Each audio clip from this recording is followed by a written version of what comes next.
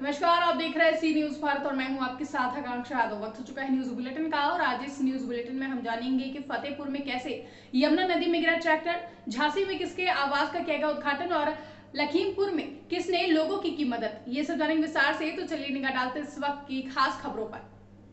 फतेहपुर में बारात जा रही ट्रैक्टर पीपा पुल से यमुना नदी में गिरी, जहां यमुना नदी में गिरने से ट्रैक्टर और चालक दोनों हुए लापता। गोताखोरों द्वारा तलाश जारी होने के बाद भी अब तक नहीं चल सका है पता। मौके पर पहुंचा पुलिस प्रशासन और रेस्क्यू ऑपरेशन किया जा रहा है। फतेहपुर से सी न्यूज संवाददाता राजा सिंह के साथ DK साहू की रिपोर्ट।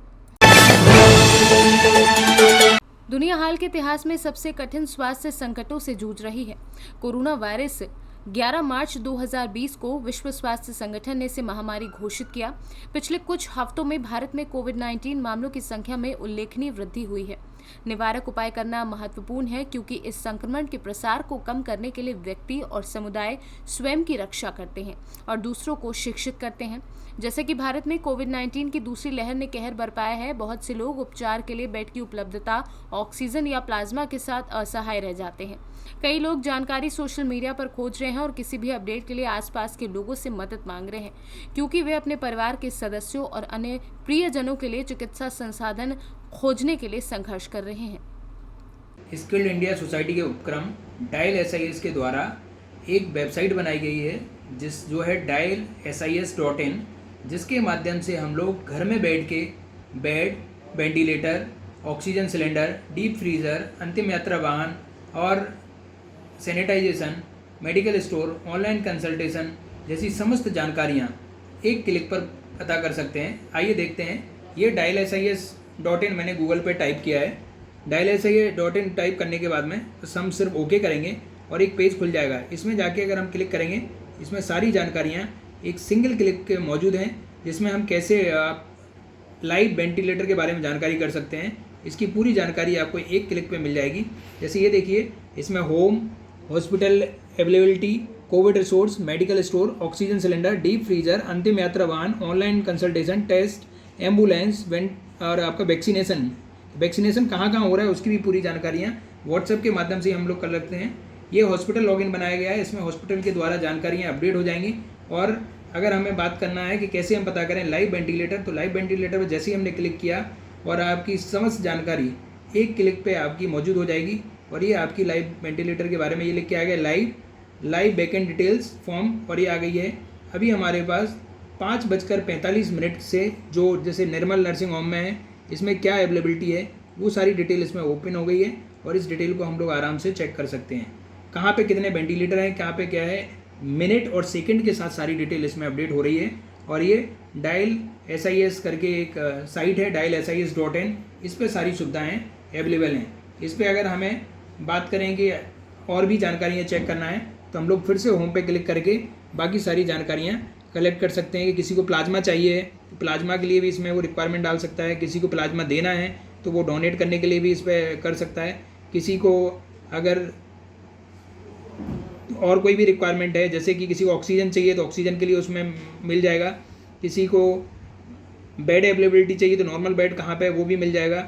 और किसी को चाहिए कि हॉस्पिटल के बारे में बाकी जानकारियाँ चाहिए तो वो भी इसमें इंफॉर्मेशन वो लोग कलेक्ट कर सकते हैं। और ये पूरी तरह से गवर्नमेंट के सहयोग से चल रही है। इसमें सारी जानकारियाँ एक सिंगल क्लिक पे है। और हमने एक टोल फ्री नंबर भी जारी किया है, जो है 1800-572-7274। और व्हाट्सएप के माध्यम से भी लोग संपर्क कर सकते हैं, जो व्हाट्सएप नंबर है 700-722-9963। तो इसमें सारी जानकारियाँ सिर्फ एक विंडो के माध्यम से अवेलेबल करा दी गई हैं, जिसमें सरकार से संबंधित जो भी जानकारियाँ हैं, जो भी लोग मदद चाह रहे हैं, उनकी सारी जानकारियाँ इस पर मिल जाएंगी। और ये dialsis स्किल इंडिया सोसाइटी का एक उपक्रम है, जिसमें ऑक्सीजन से लेके बेड से लेकर बेड कितने खाली हैं, कितने ऑक्सीजन बेड हैं, कितने नॉन ऑक्सीजन बेड हैं, सारी जानकारियाँ दी गई हैं। और मैं सभी लोगों से अनुरोध करूँगा कि इसको ज़्यादा से ज़्यादा लोगों तक पहुँचाएँ, जिससे कि हम इस पेंडेमिक की स्थिति में एक दूसरे की मदद कर सकते हैं। तो इससे बड़ा धर्म की बात कोई नहीं हो सकती। और यही हमारा धर्म है कि हम एक दूसरे के काम आएँ और मदद करें, और ज़्यादा से ज़्यादा लोगों की मदद करें। जहाँ भी बेड के बारे में स्टेटस पता चलता है तो लोग व्हाट्सएप के माध्यम से या सोशल मीडिया के माध्यम से एक दूसरे को बताएं। ब्यूरो रिपोर्ट, सी न्यूज़। गुमनाम क्रांतिवीर मोहन कुशवाहा के नए आवास का उद्घाटन हुआ। आवास के उद्घाटन समारोह में विधायक मऊ रानीपुर बिहारी लाल आर्य एवं एसडीएम मऊ रानीपुर अंकुर श्रीवास्तव शामिल हुए। पिछले कई वर्षों से सड़क किनारे जिंदगी गुजार रहे मोहन लाल को आज समाज सेवी अखंड प्रताप के प्रयासों के बाद पक्का मकान मिल पाया है, जिसका उद्घाटन मऊ रानीपुर विधायक बिहारी लाल आर्य एवं एसडीएम अंकुर श्रीवास्तव के द्वारा किया गया। साथ ही उनका माला पहनाकर स्वागत किया गया। क्या नाम है सर? मेरा नाम अखंड प्रताप सिंह सिसोदिया है। आज यहाँ इसलिए आप लोग यहाँ इकट्ठा हुए? क्या है कि हमारे यहाँ ग्राम पंचायत सकरार में मोहन कुशवाहा और मोहन दालुद्री जी रहते थे और झोपड़ी बना के सड़क किनारे पड़े हुए थे दयनीय स्थिति में। जब मुझे जानकारी पड़ी तो मैंने माननीय एसडीएम साहब अंकुर श्रीवास्तव जी को अनुरोध किया उनसे, और मैंने विधायक जी से अनुरोध किया। उसके पश्चात मैंने सोशल मीडिया, फेसबुक और तमाम चैनलों के माध्यम से आवाज़ उठाई। तो आज मोहन जी का राशन कार्ड भी बन चुका है, आवास भी बन चुका है। और ये केवल मोहन जी की जीत नहीं है, ना ये केवल मेरी जीत है, ये बुंदेलखंड और पूरे हिंदुस्तान के अंदर जितने भी राष्ट्रभक्त रह रहे हैं ये सब उनकी जीत है। उन सभी लोगों के लिए प्रेरणा है कि हारिए न हिम्मत, बिसारिए न राम। अगर हम सब मिलकर सहयोग करें एक अच्छे महान उद्देश्य के लिए तो संभव है। सड़क किनारे इनका आप निवास था जी, जो झोपड़ी में बनी हुई थी यहाँ जी, में रहते थे जी। ये जो यहाँ इनका ये पक्का जो आवास बना है ये किसके सहयोग से और कैसे बन पाया है?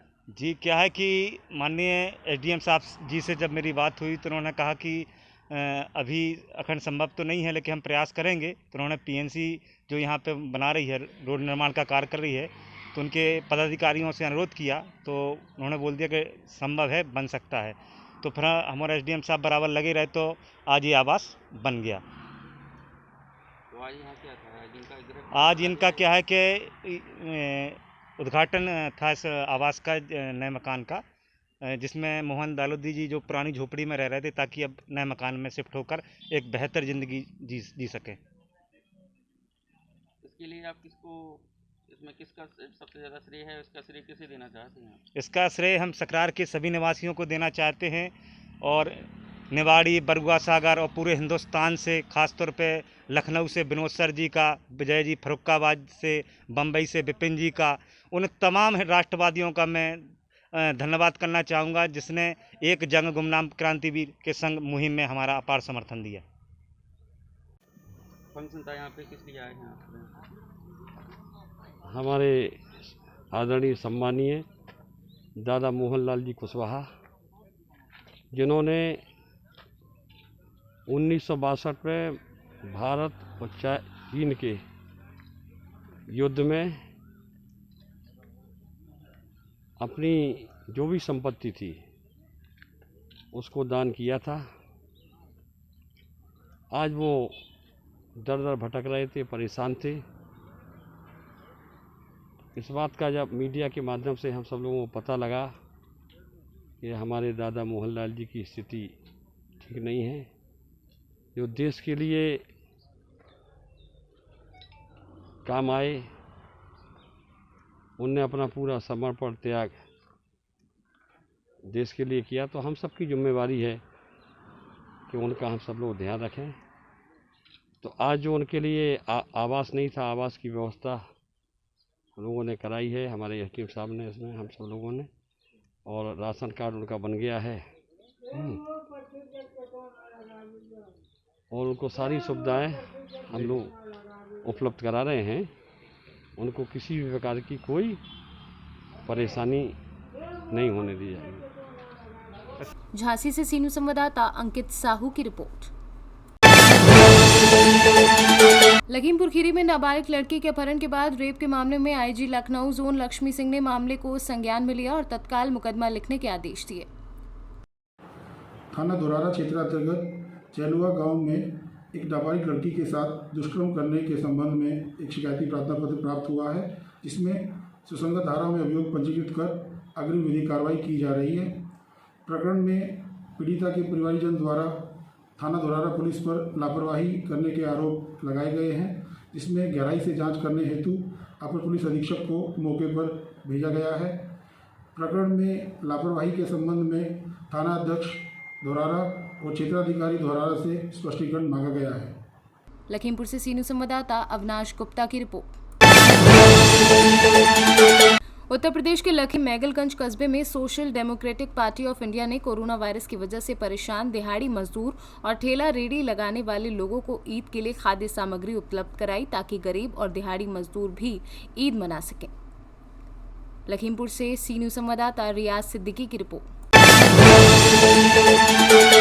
फिलहाल के लिए न्यूज बुलेटिन में बस इतना ही। देश और दुनिया की तमाम बड़ी खबरों के लिए देखते रहें सी न्यूज भारत।